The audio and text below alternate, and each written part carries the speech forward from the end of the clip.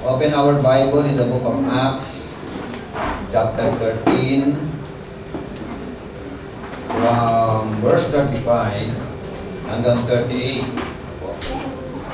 Mamaya ay tututok tayo sa isang talata. Ito po ang ating pong mababasa. Aklat ng mga gawa, kapitulo 13, talatang 35 hanggang talatang 38. Ito po ang ating pong mababasa. At sinabi rin niya sa iba pang bahagi, hindi mo hahayaang makaranas ng pagkabulok ang iyong banal. Nang may sagawa na ni David ang kalooban ng Diyos para sa kanyang kapanahunan, siya'y namatay at inilibing sa piling ng kanyang mga ninuno at siya'y dumanas ng pagkabulok. Subalit, ang muling binuhay ng Diyos ay hindi dumanas ng pagkabulok. Dapat ninyong malaman, mga kapatid, na sa pamamagitan ni Jesus ay ipinangangaral sa inyo ang kapatawaran ng mga kasalanan. Ang Diyos po ang siyang magpala ng kanyang salita sa ating pong kalagitnaan. Tayo pong lahat ay muling inuho at manalangin. Purihin ka, aming Diyos na dakila. Salamat po sa umaga pong ito, na ang aming pong mga paniyapak ay iyo pong idinako sa lugar po na ito, upang kami, Panginoon, ay maglaan ng sama-samang pagpupuri, sama-samang pagsamba sa iyo, Panginoon. Salamat sa napaka-dakilang pribilehiyo na ito, Panginoon Diyos, na amin po makataupang palad ang hari ng mga hari, ang Diyos ng mga Diyos. Salamat po, Panginoon. At hayaan mo po na maging sa amin pong pakikinig ng iyo pong mga salita, ikaw po ang siyang mangusap sa amin po kalagitnaan. At gamitin mo lamang po ang iyong balingkod bilang daluyan ng iyong mga salita. Pagpalain mo po ito sa amin po mga puso. Santong Espiritu, ikaw po ang siyang gumalaw at kumilos sa amin pong kalagitnaan. Salamat po sa tagumpay at inangkin po namin ito, Panginoon Diyos, dahil ito po ay hinihiling namin sa pinakadakilang pangalan ng aming Panginoon. Diyos sa tagapagligtas na si Jesucristo. Ang lahat ay magsabi ng Amen at Amen. Sige po, palakpakan natin ang Panginoon. Hallelujah. Pwede na po kayo maupo. Discovering life's purpose. That is our topic.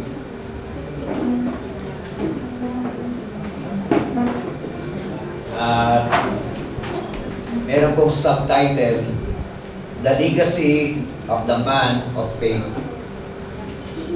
So, napakahalaga po yung pong pag-usapan po natin ito upang magkaroon po tayo ng tinatawag na purpose sa buhay. Layunin. No? Magandang layunin sa buhay po natin habang tayo po ay mga nangabubuhay pa sa mundo pong ito. Ang sabi po ng talata, English version, talata 36, For David, after he had served the purpose of God in his own generation, fell asleep and was laid among his fathers and underwent decay. So, sa Tagalog, nang may sagawa na ni David ang kalooban ng Diyos para sa kanyang kapanahunan, siya'y namatay at inilibing sa piling ng kanyang mga ninuno at siya'y dumanas ng pagkabulok. So, napakahalaga po, no, yung pong tinatawag na legacy. No? Yung pong makapag-iwan tayo ng magandang alaala, magandang bakas. Hindi yung mga pangit na mga alaala o mga pangit na mga bakas. Yan po, isang napakagandang prinsipyo sa atin po mga buhay.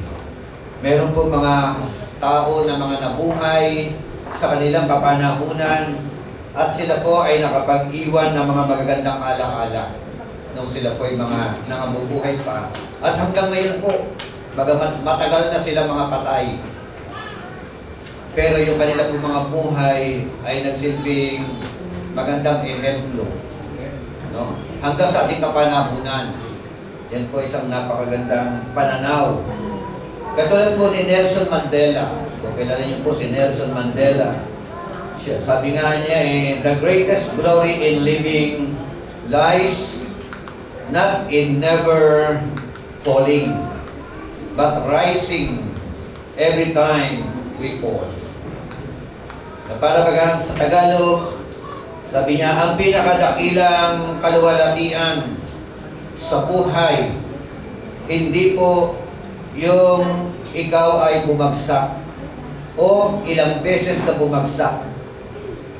Ang pinakamahalaga po na sa bawat pagbagsak, ikaw po ay tumatayo. Amen? Yun po ay isang napakahalagang pananaw.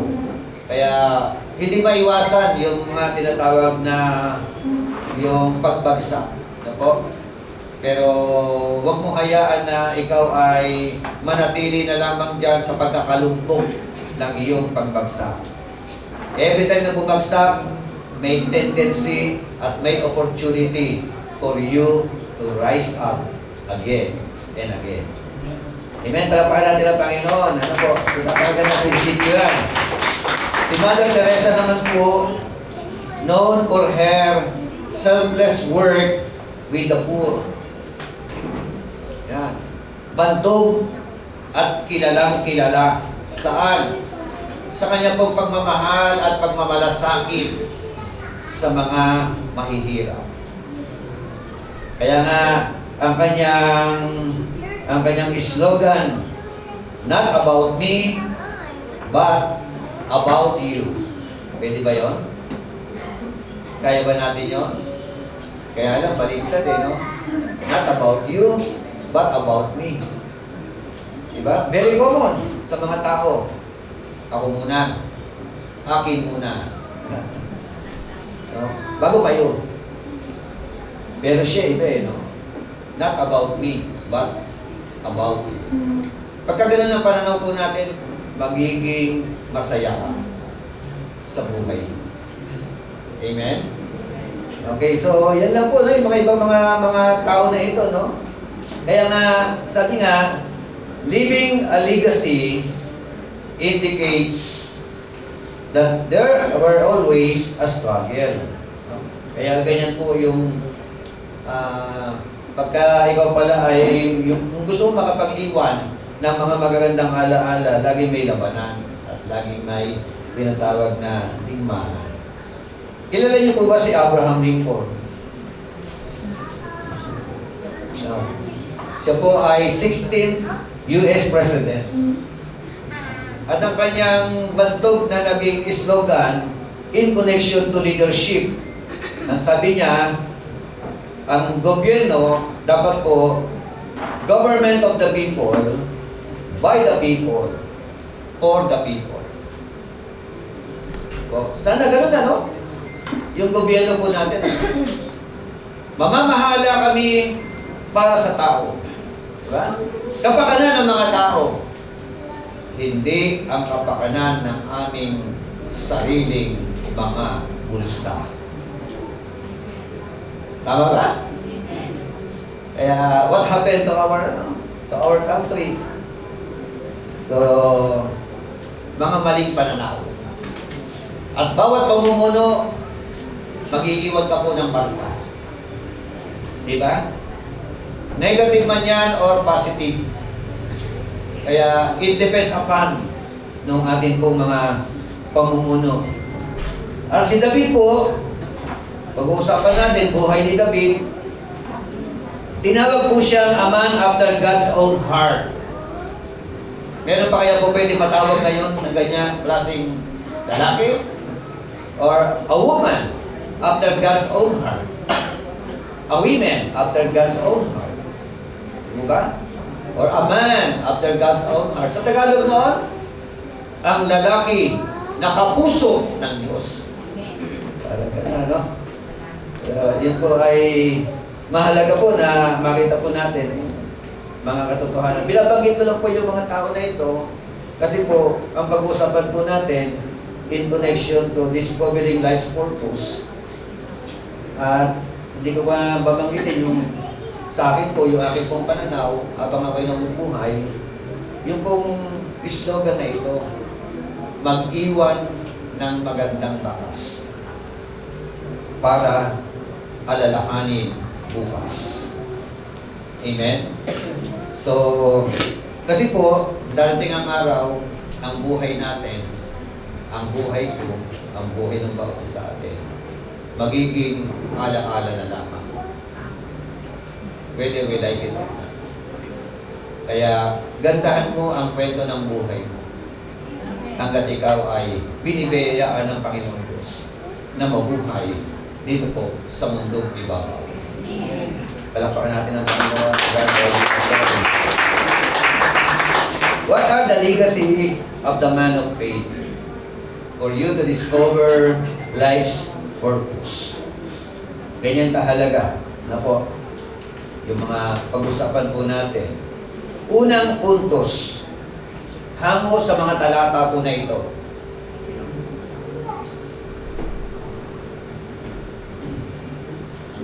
Ang sabi po ng mga salita ng Diyos, for David served in his own generation. Si David daw po ay naglingkod sa kanyang kapanahunan. Amen? Meaning to say, ang paglilingkod pala, panapanahon.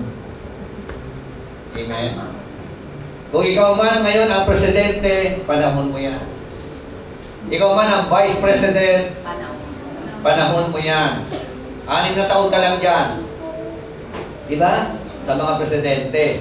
O, congressman, senador, mayor, vice mayor, barangay captain, barangay tanod. Diba? Panapanahon lang po yan. Diba? Like David. Ang sabi po diyan, for David had served in his own generation. Si David daw po ay naglingkod sa kanyang kapanahunan. Kaya bawat paglilingkod na meron po tayo, panahon yan ay binigay sa iyo ng Panginoon. No? For you to serve. Amen? Paglilingkod bilang mga magulang sa kanilang mga anak, paglilingkod ng mga anak sa kanilang mga magulang, paglilingkod sa ating pong barangay, paglilingkod sa ating pong syudad, paglilingkod sa ating pong inang bayan, panahon lang po yan. And whether we like it or not, kahit kapitan mo pa yan, di ba? Kahit yakapin mo pa yan, yung tungkulin na meron ka, darating ang araw, mawawala ka diyan. Tama ba? Alisin ka ng Panginoon diyan. Ngayon ang tanong, kumusta at ano ang iyong mga pinagkagagawa habang ikaw ay nanunungkulan? Diba? Bilang presidente ng mga organisasyon, bilang pastor ng simbahan, bilang kapitan ng ating pong barangay, bilang kagawad ng ating pong barangay. Haba, no? Lawak ng ating pong mga pinag-uusapan. Panunungkulan. We are all serving in our own generation. And this is our generation. Yung henerasyon ni David, nag-pass away na yun. Tapos na yun. May ala-ala na lang siya mga naiwan. Amen? So, ang ganda ng kanyang ala-ala. Kahit kung minsan pasaway siya. Tama ba? May mga panahon na nagpasaway si David. May mga panahon na nalaglag si David. May panahon na nakagawa siya ng mga kasalanan. Pero still, ano po, tinawag siyang a man after God's own heart. Amen? Hindi dahil sa kasalanan niya. Ano po? Kaya siya tinawag a man after God's own heart. Siya po ay marunong pong mag-repent. Amen? Marunong magpakumbaba. At marunong na sumunod kung ano pinagagawa ng Panginoon. Marunong siya tanggapin kung ano man ang mga consequences ng kanyang mga kamalian sa kanyang buhay. Amen po ba? Amen. For David had served in his own generation. So we are also served in our own generation. Amen? Ikaw din at ako. Naglilingkod tayo. Maglilingkod tayo. Diba? Ayon sa tawag ng ating Panginoon sa bawat isa po sa atin. So, sabi nga, leaving a legacy indicates that there are always a struggle. Nabanggit ko na si Mother Teresa kanina. No?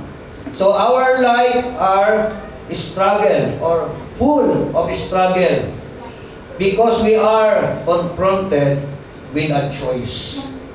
Ang buhay daw po natin ay puno-puno ng mga tinatawag na labanan. At sa bawat labanan na yan, meron pong kinakailangang desisyon. Amen? Kaya nga, sabi na isang kasabihan, life is not a series of chances, but it is a series of choices. No? It is your choice kung napahamak ka. Tama? It is your choice, not God's choice. Tama? Nung mastumble ang buhay mo, nung masira ang buhay mo, nung mawasak ang buhay mo, pinili mo yan. Pero ang gusto ng Panginoon, lalo na sa kanyang mga anak, lahat tayo ay mapabuti ang buhay.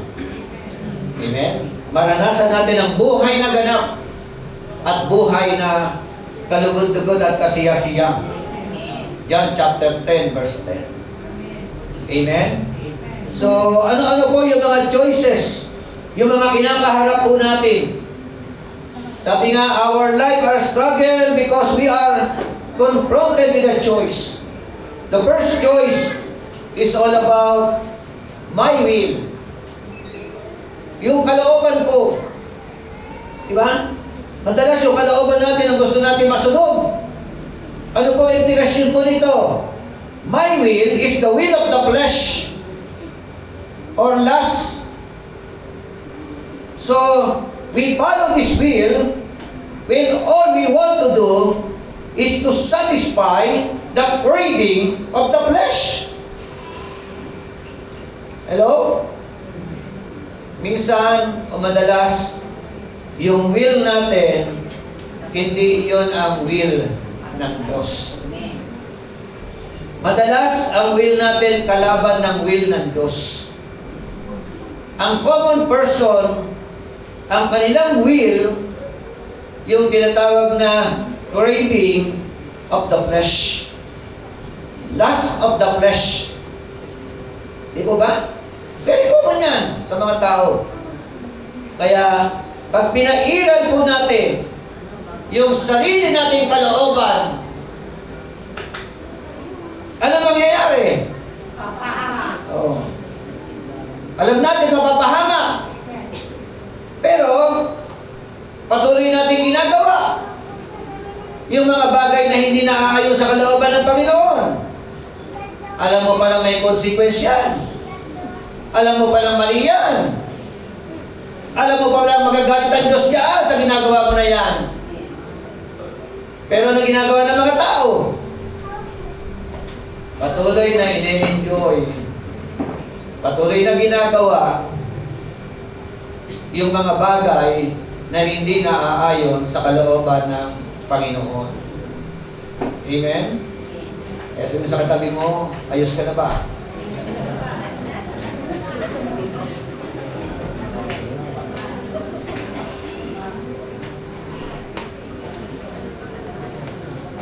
So, isa pa pong will, yung tinatawag na kalooban ng ibang tao. Their will.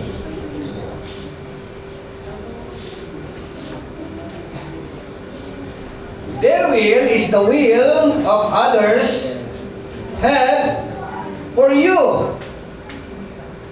Diba? Yun pala yun, ano? Ito lang pong, yung will na ito, yung kalooban ng ibang tao para sa iyo. Kaya ang dami pong napapahamak kuminsan. Dahil ang sinusunod natin, kalooban ng ibang tao para sa iyo. O, halimbawa, nasa barkada ka. Ano kalooban ng barkada mo sa iyo? Di ba? Ang kalooban ng barkada mo sa iyo, mag-enjoy ng buhay. Magpasasa sa buhay. Di ba? Mag-inom. Magbarkada. Gumawa ng mga tinatawag na lihis sa kalooban ng ating Panginoon. So what happened? Eh di siyempre, pag nalulung ka na dyan, no? Pag na-enjoy mo na yung mga bagay na yan, ito na yung pagkasira unti-unti ng ating po mga katawan. Tama? Oh. Hindi lamang katawan, pagkasira ng ating po mga buhay. Pagkasira ng ating relasyon sa ating pong pamilya. Alipin. Kaya nga, lagi ko sinasabi sa inyo, kung sino yung kasama mo, tiyak na, yung lagi mo ini-enjoy na kasama mo. Tell me who's your friend, and I will tell you who you are. Amen? Pagka kasama mo ay mga, di ba? Ini-enjoy mo yung company nila. Pag na-enjoy mo yung company nila, tiyak na ganun ka rin. Tama po ba? Kaya mamili po kayo ng mga makakasamang mga tao. Pagkakasama niyo mga tao ay dalahin kayo sa kapahamakan. Pagkasira ng buhay, iwasan na po ninyo yung mga tao na yan. Amen? Eh ang problema, hindi iniiwasan eh. Hinahanap-hanap. Diba? Yung mga bisyo na ginagawa. Yayain mo magsimba. Daming mga dahilan. Tama ba? Yayain mo magbisyo. Nagmamadali pa sa alas 4. Diba? Pinaghahandaan ng todo-todo. Eh hindi nila alam, after ng mga gawain na yan, anong dadalhin? Saan ka dadalhin yan? Dadalhin ka niya sa sakit. Di ba ba? Oo. Dadalhin ka niya sa pagkaubos ng pera. Dadalhin ka niya sa tinatawag na unhealthy relationship with your loved ones.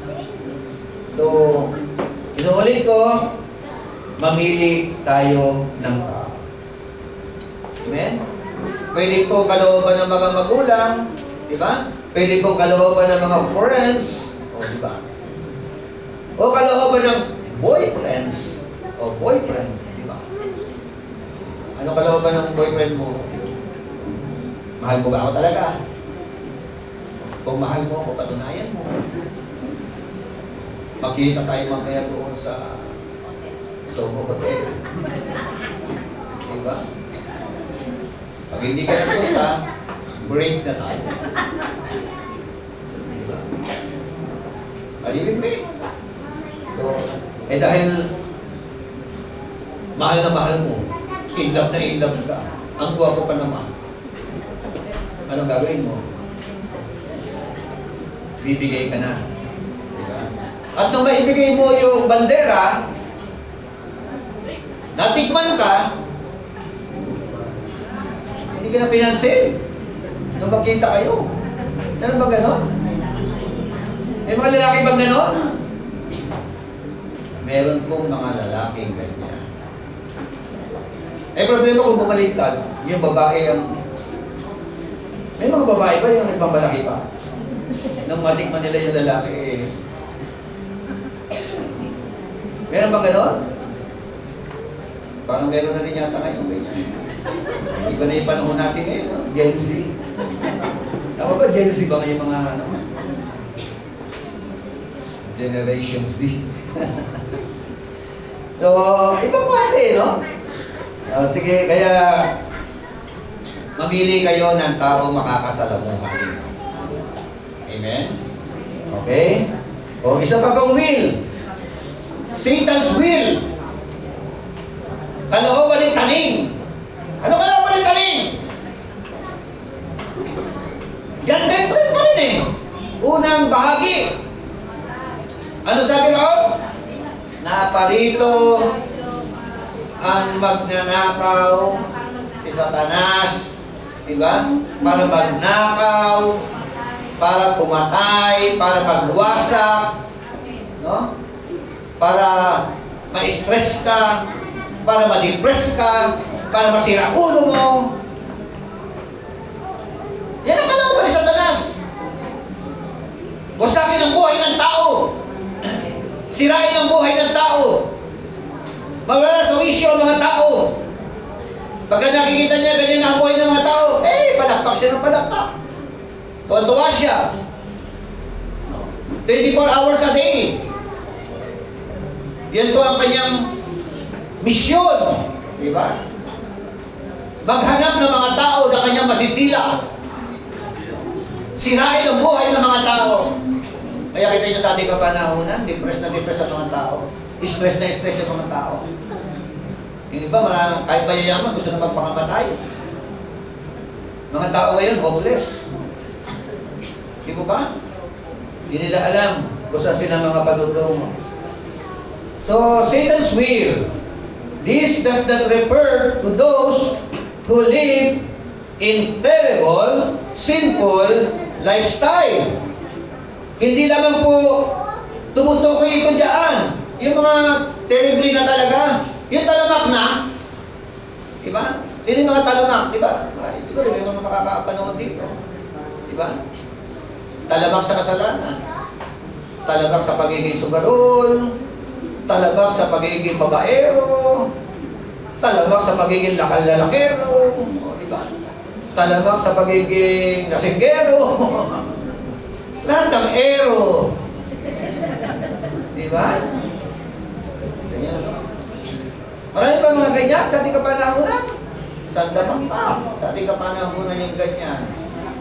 Sabi ko nga, kahit babae mo, lalakas na uminom eh. Tama ba? So, tama po ba yun? Na gano'n, na magiging buhay natin? Habang tumutungga po tayo ng anak, nakikita tayo ng ating mga anak. Good example po ba yan? Magandang halimbawa po ba yan? Di ba hindi magandang halimbawa? Dahil alam natin na hindi magandang halimbawa, huwag mo na itutuloy. Bukas pangalawa, kapag tinuloy-tuloy mo yan, ang kainuman mo, anak mo. Tama ba? Kalaban mo sa sugal, anak mo. Kasal ka mo sa sugal, anak mo. Oh. Maganda ba yun? Hindi po ang po. Amen? Naparito ang ating Panginoong Jesucristo para magbigay ng buhay. Isang buhay na ganap at buhay na kasiyasiya. Discovering life's purpose. Tignan mo yung katabi mo, may purpose ba ang buhay? Mukha bang may purpose? O wala ng purpose? Diba, sarap mabuhay na punong-puno ng layunin. Ano? Punong-puno ng kapayapaan, punong-puno ng katagumpayan. No? May magandang pananaw sa buhay. So, this refer to anyone who is going in opposite direction to the will of God. Hindi lang pala yung mga lumulutang-lutang dyan na merong sapi. Diba? Ito na po, yung Satan's will, kung ikaw na po ay gumagawa ng isang gawain, ng isang bagay na opposite sa kalooban ng Diyos, that is Satan's will. Kaya ang tanong, Meron ka bang mga pinagkagawa sa buhay mo? Lihis sa kalooban ng Panginoon. Bahala ka kung gusto mong ituloy yan. Pero that is not the will of God. That is not the purpose of God. Amen? So, bakit? Kasi ayaw ng Diyos na masiphayo ang atin pong mga buhay. Ang nais ng Panginoon na ating Ama sa langit, makita kanyang masaya. Makita kanyang maligaya. Di ba? Yan ang katabi mo, maligaya ba? Masaya? Di ba? Kahit walang pera, kaya nyo ba maging masaya na walang pera? Pwede naman no? Ang mahalaga kasi, meron kang Diyos na masasandalan sa panahon. Ano? Kung bayong-bayong ang pera mo, mali-maleta ang pera mo. Diba? Galing naman sa nakaw. Diba? Kaya, sabi nga, ang tunay na kayamanan, wala po siyang halong kaguluhan. So, yung true riches, God added no sorrow with it. That is the true riches. Amen? Yung riches, galing kay Satanas, may halong sandamakmak na trouble. Gusto niyo yumaman? No? Kung gusto niyo, pag yayaman tayo, paraan ng Diyos. Yung kalooban ng Diyos. Kasi po, ma-enjoy mo every single peso na meron kang kayamanan. Amen? Pero yung kayamanan na galing sa demonyo, di ba? Ang dulot dito, gulo ng isip, gulo ng buhay. No? Wasak ang integridad mo. Pagka nakita ka ng mga tao, iba na kagad ang impression. Actually, hindi lang sa iyo pati pamilya mo. Ano na kaya ang nararamdaman ng mga kamag-anak nila? Tama ba? Ano kaya nararamdaman ng kanilang mga anak na nag-aaral sa mga private school? O apo na mga nag-aaral sa private school? Tapos bubulihin ng mga kaklase. Di ba lolo mo si ganito? Di ba tatay mo si kurap? Di ba mga ganon? Ay, kurap. Tutusuhin ka. Damdamin. Umiiyak ka na lang. Di ba? Kaya, mas maganda na guminhawa tayo galing sa maayos. Galing sa katapatan ng paglilingkod sa atin po mga trabaho. Palakpakan natin ang Panginoon.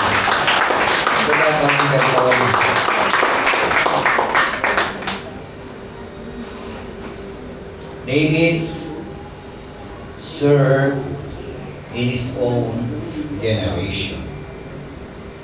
Amen? So we are all served in our own generation. Pangalawa, David served according to the purpose of God. Are you with me? Di ba maganda? Pangalawa, si David daw po naglingkod. Anong uri ng paglilingkod? Naglingkod ayon sa kalooban ng Diyos. Marami naglilingkod not in accordance to the will of God. Tama? Sana makaabot sa kanila. Diba? So, dahil nga not in accordance with the purpose of God, not in accordance with to the will of God, ang magiging resulta, siphayo. Diba? Kaguluhan. Kaya, ganyan din po. Discovering life's purpose begins with God. Kung gusto mo pong malaman yung talagang yung buhay na meron pong maayos na buhay, meron pong magandang layunin na buhay, magsimula ka sa Diyos. Amen? Kahit anong gawin mo, kung hindi mo i-considera ang Diyos, hindi ka kailanman magiging matagumpay. Yung tunay na tagumpay, di po ba? Kailangan natin iangkla sa Diyos. Kailangan natin kilalanin ang Diyos. It must begin with God. Why? Because apart from God, you can do nothing. Paglihis ka sa Panginoon, malayo ka sa Panginoon, wala ka sa Panginoon, opo, yayaman ka. Di ba? Opo, magtatagal ka dyan sa na ilang termino. Pero at the end of your life, no, merong malaking pagkakamali habang ikaw ay naglilingkod sa Panginoon o sa mga tao. Iba yung paglilingkod sa ano. Dapat yung paglilingkod sa tao, paglilingkod din sa Diyos. Diba? Kaya hindi ka naman naglilingkod sa tao. Dapat pagka naglilingkod ka sa mga tao, iniisip mo naglilingkod ka sa Panginoon. At pagka iniisip mo naglilingkod ka sa Panginoon, pag nakikita mo yung mga tao na yan, hindi mo yan lalamangan. Tama? Hindi mo yan babaluha. Babaluha. Tagalog, hirap naman. So, for you, no? Kailangan pala talaga ang Diyos. Kaya hamon po sa mga nanunungkulan. Simula sa mababang panunungkulan, sa barangay, hanggang sa Malacanang. Kung gusto po natin maranasan ang tunay na layunin ng buhay, magsimula ka sa Diyos. Amen? Mahalaga ang pagkatakot sa Panginoon. Pag naitakot ka sa Diyos, hindi mo gagawin ang lihis sa kanyang mga mata. Ang gagawin mo ay ang mga bagay na naayon sa kanyang kalooban. Amen? At magiging masaya ka sa buhay mo. Serve according to the will of God. Kaya mayroong ika-apat na will. It is all about God's will. Amen? God's will is the ultimate goal or ultimate path that we all must seek and follow.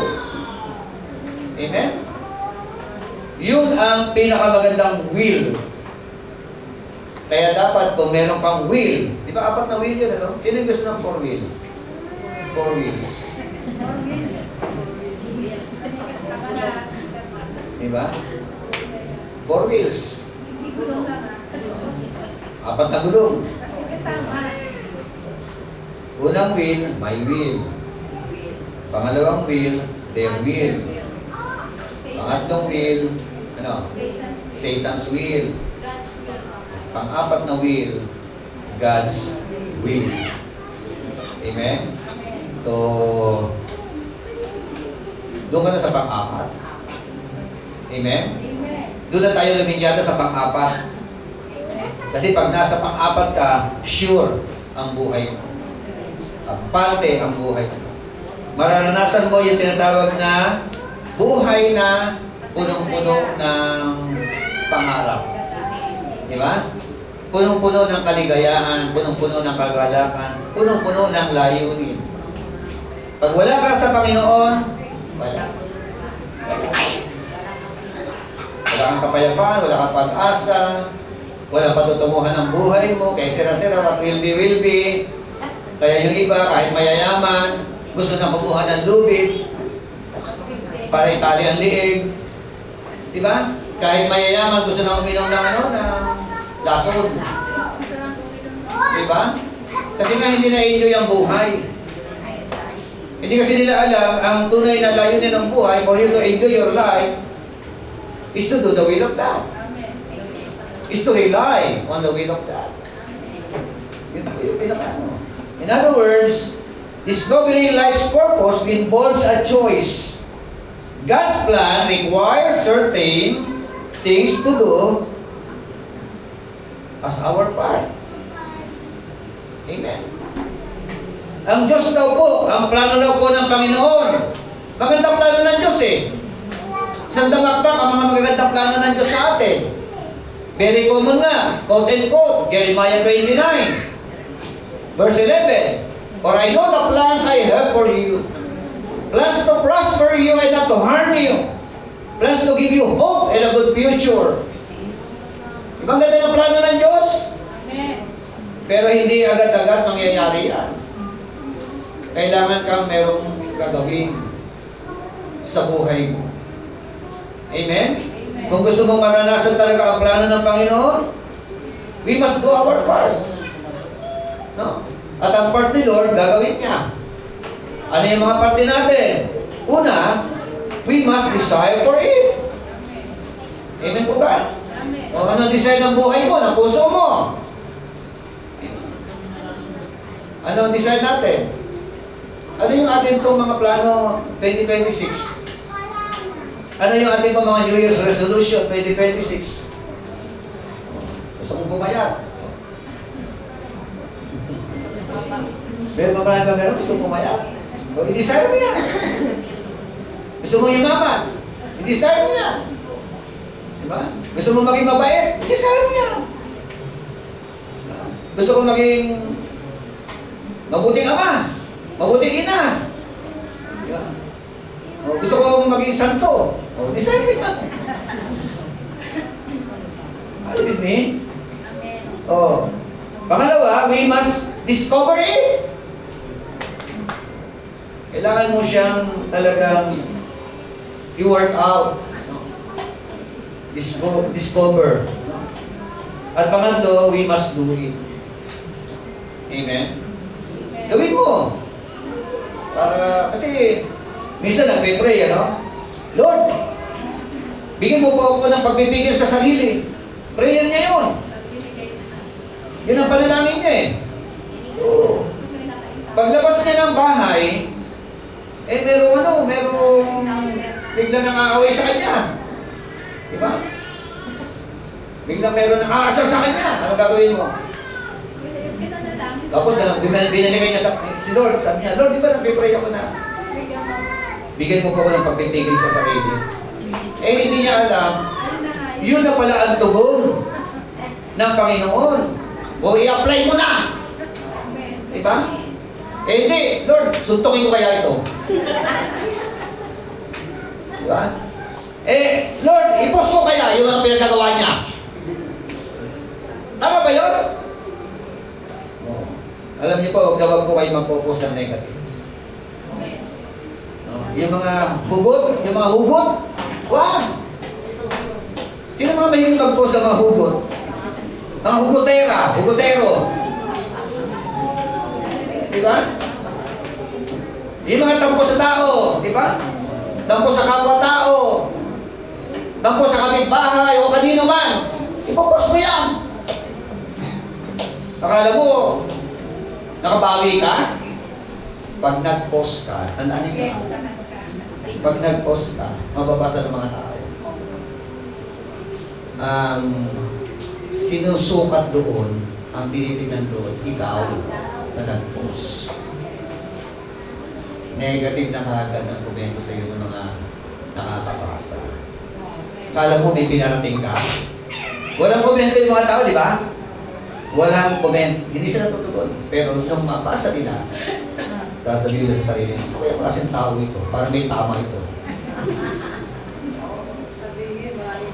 Di ba? Ikaw pa lang sinusukat doon. Kaya tingilan na natin yung mga pagpo-post ng mga hugot. Are you with me? Ugali mo ang nakikita doon. at hindi ka magiging masaya. Diba? Masaya ka ba? May kaaway ka? Meron kang inayanamutan? Hindi ka magiging masaya doon. Kaya, isumbong mo na lang kay Tulpo. Kay Tulpo. Kay Lord. Sumbong mo na lang kay Lord. Diba? Dumirik ka na kay Lord. Kasi siya mo nakakalam lahat ng bagay na yan eh. At siya may kakayanan tumugon eh. Magpala eh. Oh, naintindihan? Okay. Just saying you will do it or even knowing what to do is not enough. Oh. Ibig daw sabihin, yung iba sa atin, no? Gagawin ko ito. O, nalaman mo ang dapat mong gawin. Katulad yan, sabi na ako. Nalaman mo ang dapat mong gawin. That is not enough. Tama. Ang pinakalundo na pinag-uusapan po natin, aplikasyon. Amen? Ilang aral na, ilang lesson na, ilang preaching na ang narinig natin. Diba? Paulit-ulit na aral, paulit-ulit na preaching. Diba?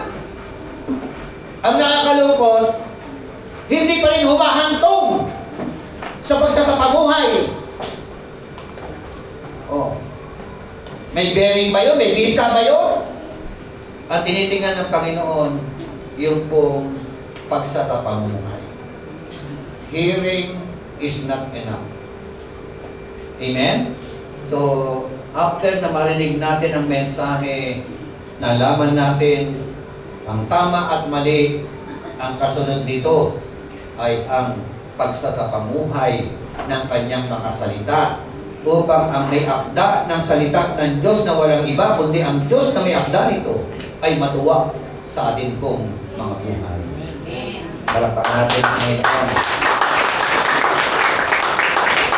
We must actually follow through and do it. Amen.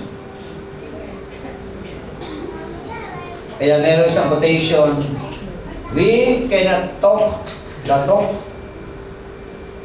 but we must walk the talk. Yan. We cannot talk the talk. We must walk the talk. Amen. Hindi lamang magsalita. No? Hindi lamang paramihan na sinasabi. Ang pinakasukatan ko nito, you must walk the talk. If you walk the talk, so how you walk the talk, yun ang sinisipat ng mga tao. Amen? Tinitingnan po tayo ng mga tao. Nakamasin sila sa atin. Nakatunghay sila sa atin. Kung consistent ba ang salita mo sa buhay mo. Marami sa atin, inconsistent ang salita sa buhay. Hello? Are you with me? Dapat consistent ang salita mo sa buhay mo. Amen? Pag hindi consistent ang salita mo sa buhay mo, kung iba ang buhay mo sa salita mo, may question mark sa buhay mo. Amen? Kaya, namiminuno po tayo, naglilingkod po tayo. Magkakaiba lang po ng uri ng paglilingkod tayo. Pwede sa bahay, pwede sa organization, pwede sa simbahan. Iba-iba. Pero, after ng atin po mga paglilingkod, tandaan po natin ito. Yung kasunod, David fell asleep.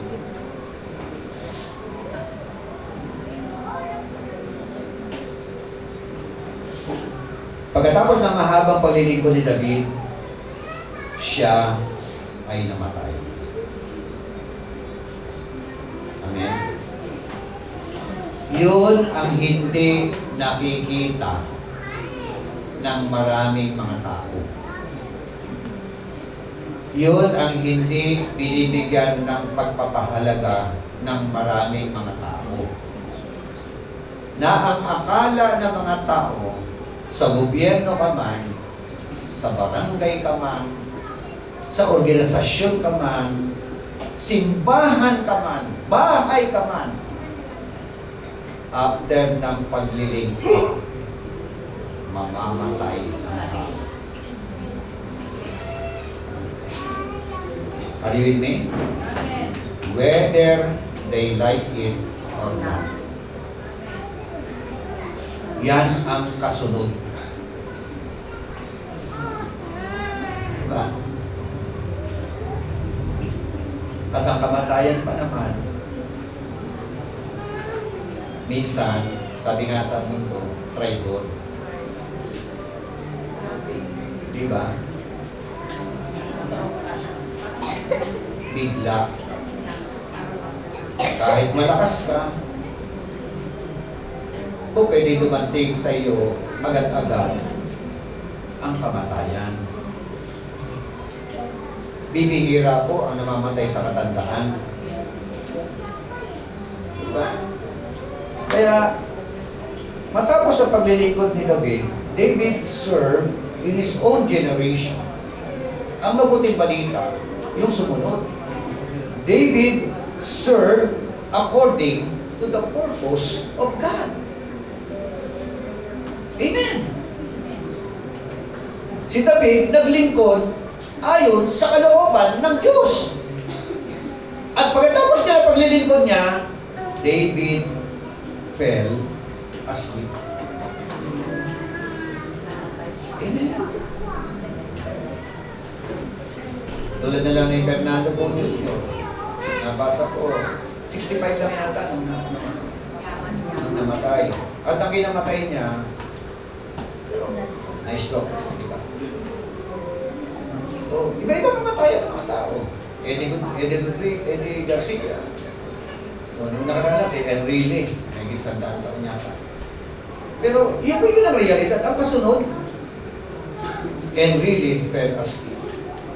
Eddie Garcia fell asleep. Gay Ilagan fell asleep. Nida Blanca fell asleep. All of them fell asleep. Mother Teresa fell asleep. Huwag niyo muna nilagay yung mga sarili ninyo. Diba? Kaya, kapalat tayo, mga buhay pa tayo. Are you with me? But whether we like it or not, may panahon. Hindi natin alam. No? May time niya. Ilalagay naman ang pangalan. Your name fell asleep. So, he was laid among his fathers. Inilibing sa libingan ng kanyang mga magulang. Ano pa? David underwent decay. Hello? Kahit gaano ka kaputi ngayon at katangos ang ilong mo ngayon. Hello? Whether you like it or not, kakainin ka ng mga uhod. Meron ba kayo nakita namatay na maganda? Gumanda na sa makeup siguro. Sa puso. Sa puro lang. Pero, siyempre, pag namatay, maputla na yun, eh, no? Pinaganda na lang ng makeup. Kaya, yun, tinan yung realidad na ito. Bago tayo humantong, meron tayong ngayon. Meron tayong mga paglilingkuran ngayon. Anumang uri ng paglilingkod na meron ka ngayon, siguraduhin mo na naglilingkod ka Hindi lamang sa tao. Hindi lamang sa pamilya mo. Naglilingkod ka sa hari ng mga hari. Dahil pag naglilingkod ka sa hari ng mga hari, maglilingkod ka sa kanyang kaparaanan. Aayusin mo ang buhay mo. Aayusin mo ministry mo. Aayusin mo pamilya mo. Aayusin mo ang sarili mo. Aayusin mo lahat ng mga dapat ayusin dyan. Bakit? Kasi gusto mo siyang maluwalhati sa uri ng buhay na pahiram niya sa iyo ngayon. Darating ang araw, kasi nga magiging kwento na lang ang buhay natin. Kaya ang hamon sa atin, gandahan mo ang kwento ng buhay mo sa tulong ng Panginoon na nagbigay ng buhay sa bawat isa sa atin. So, David died with honor. Di ba ganda nun? Namatay siya na merong honor. Hindi horror. Di ba? Kasi nga, pag-uusapan ka kung paano ka namuno eh. Pag-uusapan ng buhay mo na nabubuhay ka pa. Di ba? So, remember we are all dying. Amen? Alalahanin po natin yan. Mamamatay po tayo na. Maliban na lang kung dumating ang Panginoon Diyos sa rapture. Pero, dapat mamatay po tayo na merong honor. Amen po ba? So, katulad ni Mother Teresa, hanggang ngayon pinag-usapan ng kanyang buhay. Namatay siya September 5, 1997.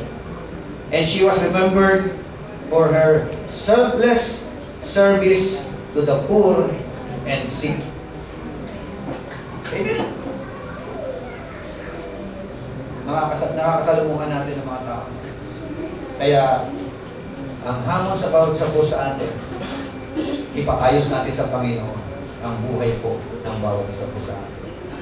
In conclusion, verse 37 to 38, nang sabi po diyan, but he who God raised did not undergo decay. Referring to our Lord Jesus Christ. Inihula na sa panahon ni David na merong isang mamamatay na hindi maaagnas. Hindi po si David ang tinutukoy doon. Malinaw na pinag-usapan po natin, David fell asleep and David underwent decay. Si Kristo po ang tinutukoy po. Si Kristo namatay pero hindi nahulog ang kanyang katawan. Amen? At siya'y muling nabuhay. Hindi po siya nakaranas ng kabuluhan. Kaya nga, therefore, let it be known to you, brethren, that through Him, through our Lord Jesus Christ, amen? Forgiveness of sins is proclaimed to you. It is not about David. It is not about you, about Mother Teresa, about Abraham Lincoln, about Martin Luther na yan, about Martin Luther King, but it is all about our Lord Jesus Christ. Lahat po ng mga prominent leader na ito, mga pantog na mga leader na ito, namuno sila sa kanilang kapanahunan, namatay sila, at nanatiling patay. Pero si Kristo, galing sa langit, bumaba, nagkatawang tao, naglingkod, namuhay, namatay, at muling namuhay. Marami tayo, kaya napakahalaga na sumandal tayo kay Kristo. Amen. Siya ang ating pag-asa. Lahat na nananampalataya kay Kristo, mamamatay ka man, pero bubuhayin ka ng muli ng Panginoon. Amen. Pati pagsasama doon sa kalangitan. Amen? Amen. So, kala natin si David ang pinag-usapan. Ang bottom line na pinag-usapan po natin, isang pangalan. The name of the Lord Jesus Christ itself. Tayo po tayo lahat. Hallelujah. Thank you so much, Lord. Katulad din namin, Panginoon, katulad din David. Tao lang din po siya. Na naglingkod sa kanya pong kapanahunan.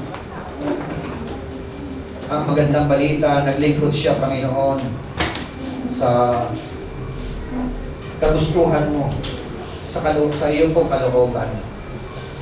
Salamat po ng maraming sa mga reminder na ito, O Diyos. Paalala na ito, Panginoon. Katulad ni David, Panginoon, kaulad din po kami. Yung henerasyon po ni David, tapos na po.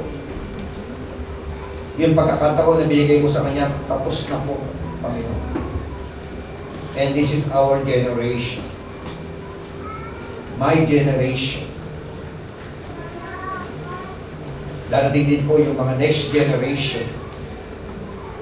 Hayaan mo po, Panginoon, na yung purpose ng buhay ay masumpungan po namin, Panginoon. At hindi lamang po masumpungan, kundi ito ay malakaran namin, Panginoon. Magampanan po namin sa paningin po ng aming po mga mahal sa buhay, mga anak, ng mga kapitbahay, ng mga tao sa paligid namin, Panginoon. Saan mo man po kami dinadala? Sa palengke man yan, sa barangay man yan, sa gobyerno man yan, Panginoon Diyos. Hayaan mo po na habang pinagmamasdan po nila kami, nakikita po nila na kami po ay lumalakad kasama mo, Panginoon. Dahil kasama ka namin, ang lakad po namin ay pawang ayon sa iyong kalooban. Ang salita namin ay pawang ayon sa iyong kalooban. Ang mga decision making namin ay pawang ayon po sa iyong kalooban. Hallelujah. Nangusap ka po sa bawat sabi sa amin. Let the anointing power of the Holy Spirit of God be upon each every one of us. Mag-flow ka, mag-move ka, Panginoon, in our midst. Tatagpuin mo po kami ayon po sa mga salita mo na amin po pinag-usapan sa umaga ko. Hallelujah. Kung meron ka po nasumpungan sa buhay po namin ng mga ginagawa namin not in accordance to your will, alisin mo po ito. Patawarin mo po kami, tulungan mo po kami talikdan ang mga bagay na gawain na hindi po nakakayon sa iyong mga mata. Hallelujah. Tulungan mo po kami na may sa katuparan kung ano man ang layunin mo para sa buhay namin, para sa pamilya namin. Hallelujah. Thank you so much, Lord, for this wonderful privilege for us to serve in our own generation. Hallelujah. Saan mo man po kami ilalagay, nagkaroon po kami ng isang layunin to lift up your name in the midst of every individual, Panginoon, every person. Maging magandang halimbawa kami sa tulong mo po. Hallelujah.